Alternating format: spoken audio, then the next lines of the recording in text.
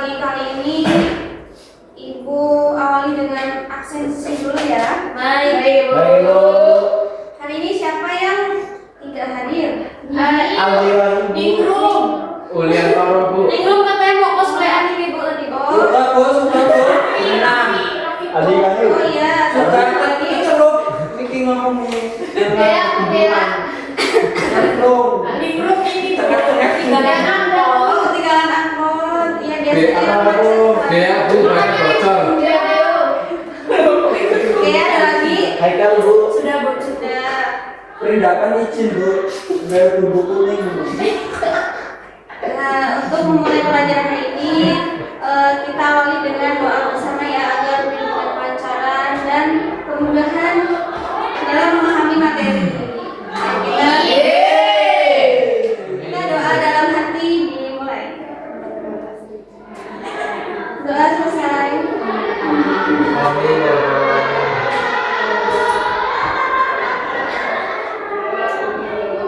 Ya, jadi pernah nggak sih kalian menonton ini film berjudul Zootopia atau Kung Fu Panda? Pernah. Dalam film Kung Fu Panda itu kan di dalamnya Gendut. hewan ya hewannya ada Oh, bagi saya nih. pandanya bisa ini ya berbicara, Emang kok panda Bisa kumpul. ya bisa kumpul. Nah, jadi film-film tersebut Ya. film-film tersebut adalah contoh dari cerita fabel yang dibuat dalam Film. Ya benar. Bener Bu. Jadi dalam belajar cerita fabel ini tuh ada tujuan pembelajarannya ya. Apa Ibu? Yaitu agar kalian itu mampu mengidentifikasi struktur dan unsur-unsur dari cerita fabel serta menulis teks fabel sederhana dengan bahasa yang bermakna. Baik, Ibu. Langsung saja kita masuk ke materi pertama, yaitu pengertian dari cerita fabel. Abel. Jadi cerita fabel itu adalah cerita fiksi yang tokohnya berupa hewan tapi memiliki sifat, sikap dan perilaku seperti Manusia. Yang melalui cerita fabel ini pembaca itu diajak untuk belajar tentang nilai-nilai dari kehidupan seperti kejujuran, tanggung jawab, kerja keras, juga saling Hargai. Nah, gambaran umum dalam kehidupan sehari-hari itu yang tergambar dari beberapa cerita fabel. Itu seperti ada Kancil. Kancil ini melambangkan kecerdikan dalam cerita fabel Kancil dan Buaya. Bukan aja? Nah, nonton Bu di TV. Iya. MNC TV. Global. MNC. MNC.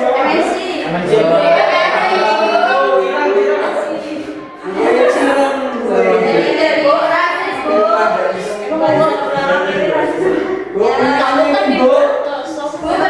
dari balik lagi. Jadi melalui tokoh-tokoh tersebut, pembaca itu dapat mengambil pelajaran atau nilai moral yang diterapkan dalam kehidupan sehari-hari. Kemudian ada ciri-ciri dari cerita fabel. Yang pertama itu adalah tokohnya adalah hewan yang dapat berbicara dan berperilaku seperti manusia. Jadi tokoh dari cerita fabel itu adalah dalam bentuk hewan yang dapat bertingkah laku atau berperilaku seperti manusia. Benar. Yang kedua ada bersifat fiksi atau khayalan. Jadi cerita fabel itu hanya khayal atau imajinasi semata, bukan nyata. Karena jika nyata, misalnya kita ketemu kucing di jalan, tiba-tiba kucingnya bicara apa? Takut.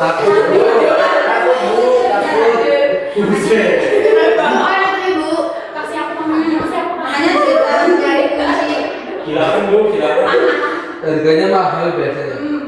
Makanya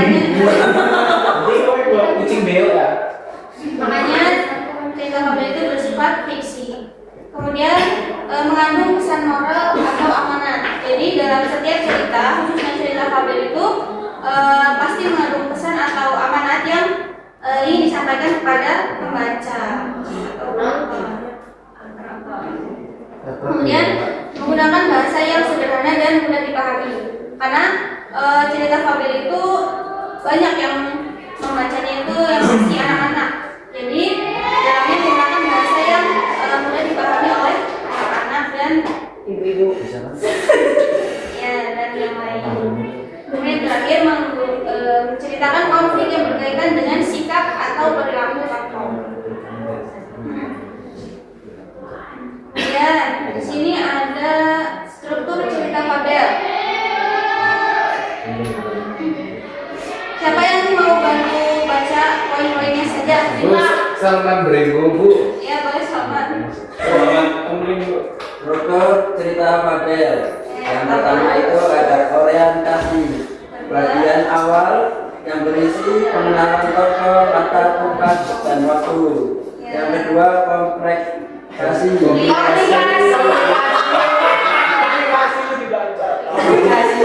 Salman gimana, Bu?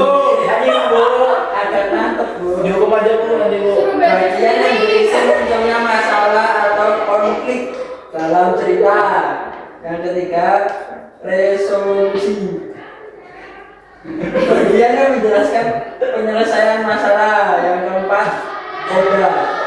Bagian penutup yang berisi pesan moral dan amanat. Tepuk tangan buat Salman.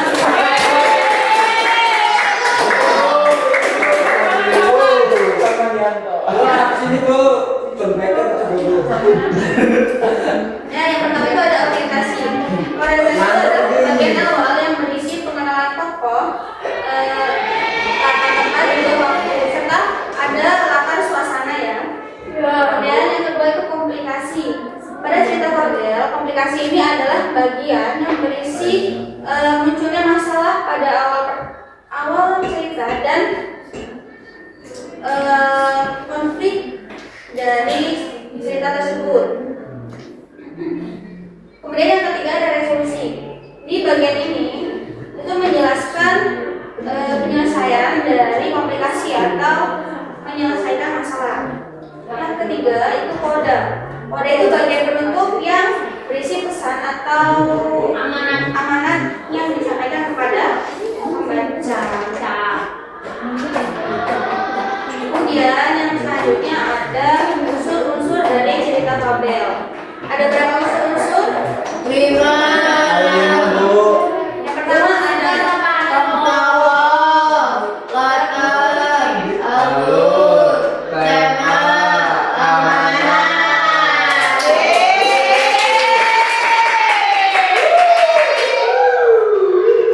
Jadi yang pertama itu ada tokoh.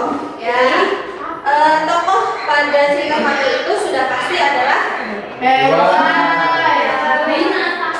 ya hewan atau binatang yang memiliki peran serta perilaku seperti manusia. Ya. Yang kedua ada latar. Latar itu adalah tempat terjadinya peristiwa dalam cerita. Latar itu dibagi menjadi 3, yaitu latar tempat, waktu, dan suasana. Coba ada yang bisa kasih contoh nggak dari latar tempat? Di sungai.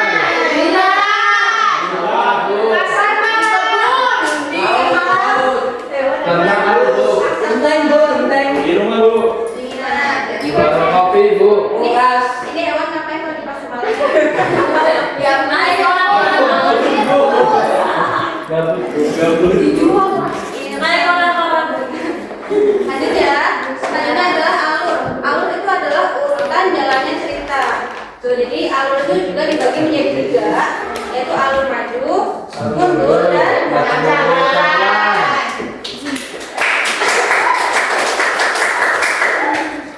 Kemudian yang selanjutnya adalah tema. Tema itu adalah ide pokok dari cerita. Yang terakhir adalah amanat. Amanat ini adalah pesan yang ingin disampaikan penulis kepada pembaca dari sebuah cerita fabel. Kemudian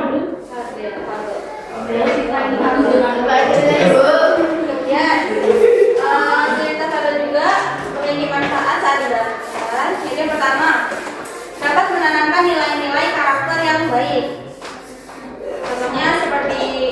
bertanggung jawab, bekerja keras, dan lain sebagainya. Ya. Kemudian melatih kemampuan memahami isi bacaan. Yang ketiga, Anda mengembangkan imajinasi. Yang terakhir adalah mengajarkan cara membedakan perilaku yang baik dan buruk. Nah, baik. Apakah kalian sudah menyimak materi yang ibu sampaikan tadi? Sudah. Masih ingat nggak? Apa strukturnya? Apa saja?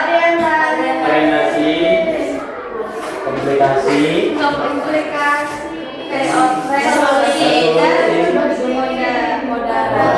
Nah, sekarang ibu mau kasih satu video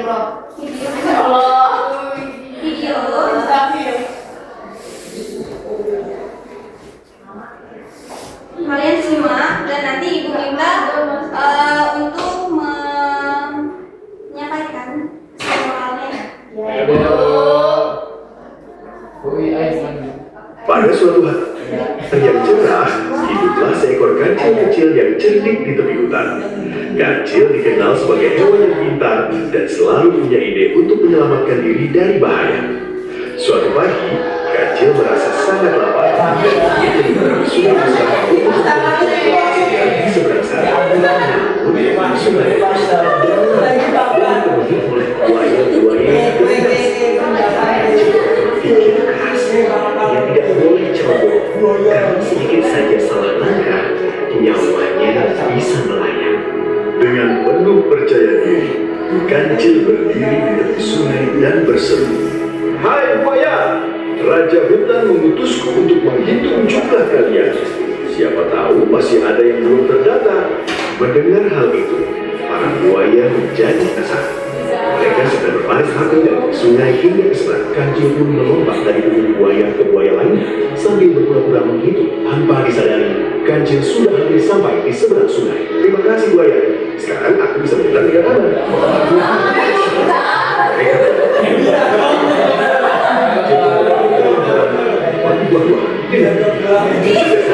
Kisah kancil dan buaya menjadi pelajaran berharga bahwa kecerdasan bisa menyelamatkan diri.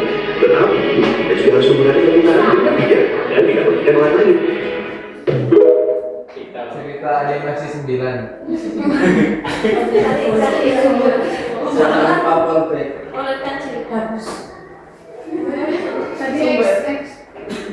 Dicontohkan oleh buaya terus bergerak kiri mengendahkan orang dua itu buaya.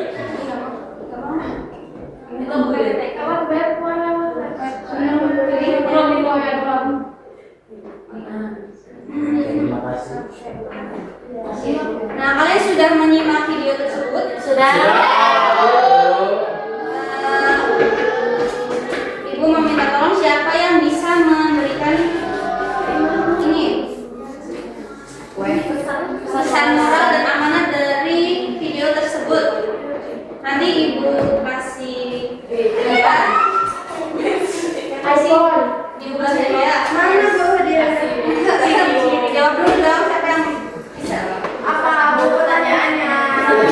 Pesan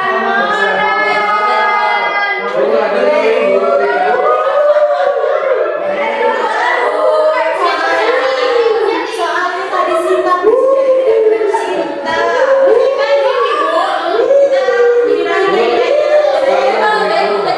Baik-baik, dengarkan teman kalian untuk menjawab. Yang pertama itu sebenarnya tidak ada masalah yang tidak dapat diselesaikan. Kita menjadi orang yang sedih, berpikir kritis, dan yang terakhir jangan terlalu mau dibodoh-bodohin sama orang itu. Sedikit hadiah buat yang menjawab.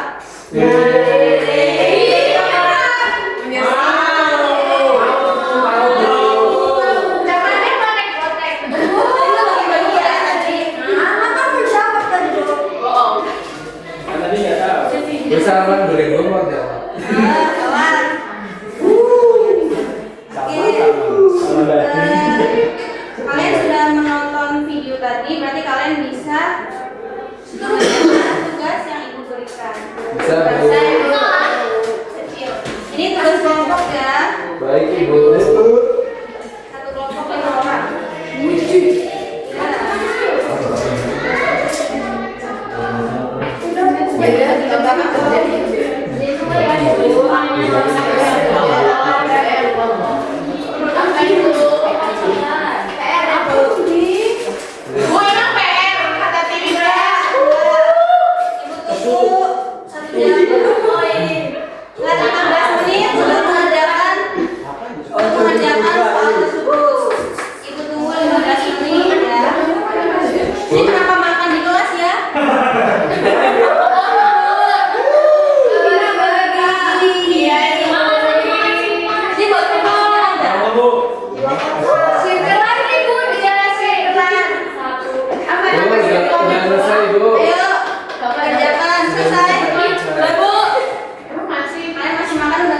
Sinta, terus Sinta.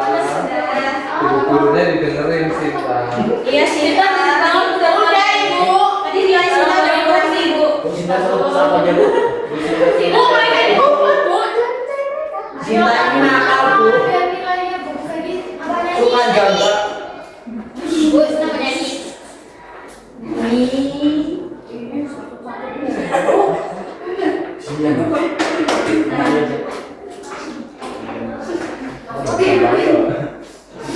Udah ya bu. Nah ya tugas kalian jawabannya wow. Yang kali ya.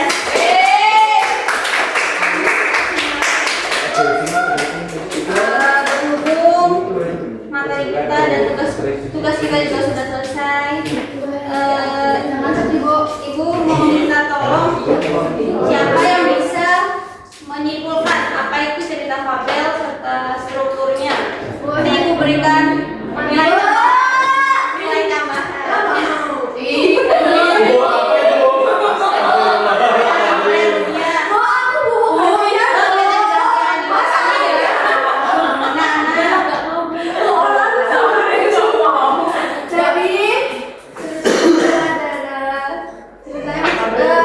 Tokohnya itu binatang. Nah itu tadi ada orientasi, resolusi, komunikasi, resolusi, sama koda. Udah bu. Ada yang ingat tidak bagian unsur-unsurnya? Unsurnya ada unsur pokok, tema, amanat, alur, latar, bu.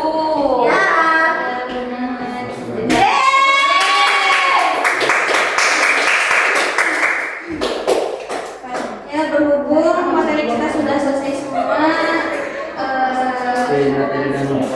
ibu mau kasih satu PR lagi deh. Biar pintar. Satu PR buat kalian yang dikumpulkan minggu depan ya. Baik, bu. Minggu depan. Soalnya tiga, bu. Mencari cerita fabel, kemudian dianalisis bagian Buat tabel sendiri sebenarnya nggak boleh.